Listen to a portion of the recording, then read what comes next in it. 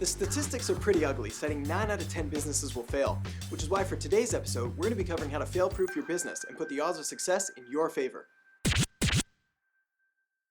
Hello and welcome. My name is Adam Erhart and you're watching The Modern Marketing Show, where we take different marketing tactics, tools, tips, and strategies and break them down into bite-sized, actionable clips that you can use to immediately take your business to the next level.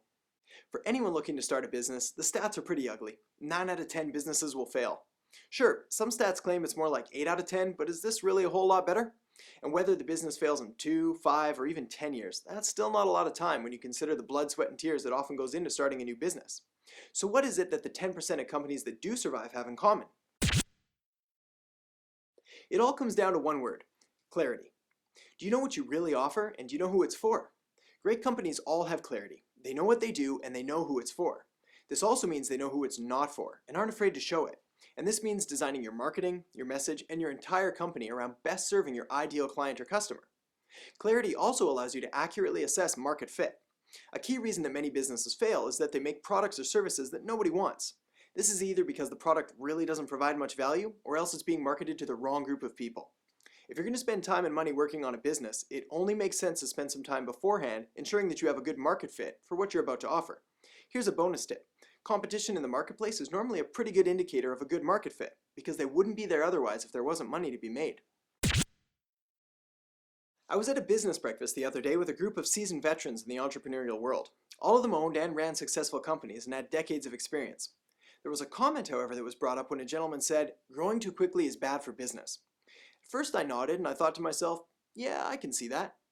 After all, you need time to develop systems and processes and to work out any kinks. You also need time to learn, adapt, and adjust to the market. But what if this was all wrong? What if you needed fast, accelerated, and unstoppable growth? What if rapidly increasing your business brought in large amounts of cash flow and allowed you to quickly take over market share? An entrepreneur friend of mine says you should never say no to growth. Don't turn away good customers, hire more staff. Don't refuse offers, increase production. Don't postpone the sale, sign the contract and figure it out later. Using fast growth is what enabled my first successful company to withstand the slow periods, and the fast growth also enabled me to reinvest in the company and scale even faster than before, not to mention build a cash reserve just in case the growth was unsustainable or suddenly slowed down. Being good is not good enough. Being merely good is the kiss of death. Being great is a bit better, but being exceptional is what's really required to give your business a fighting chance. With rare exception, like having a monopoly or a government contract, the only way to survive and thrive is to focus on being exceptional. My advice is always this: if you don't feel you can do it better than everyone else, you probably shouldn't start. You don't need to fail 9 times before you finally hit business gold, because building a successful business comes down to a lot more than luck. Successful businesses can be studied and their lessons applied to your business to ensure years and years of profitability and growth.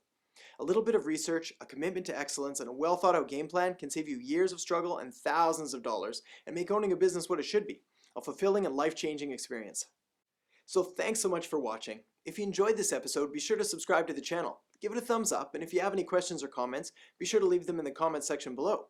Better yet, you can head over to adamerhart.com and leave a comment there, because that's where I follow and respond to all the comments that come in. So take care for now, and I'll catch you next time on The Modern Marketing Show.